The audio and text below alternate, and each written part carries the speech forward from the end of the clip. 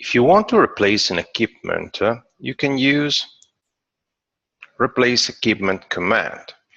When you run it, it opens the electronic catalog and asks, first of all, to identify the supplier.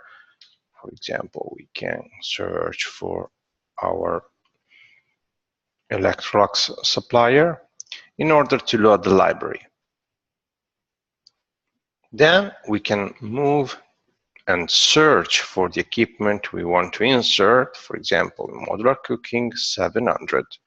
I want to insert electric cooker, electric range, okay, and one time I identify the equipment with maybe with the accessories, I can press OK button, similar when you insert an equipment. Now, instead of inserting, the software asks to select the equipment I want to replace. So I can select my equipment, and then I can confirm with Enter or right-click. As you can see, the new equipment has been replaced. And now you can continue working.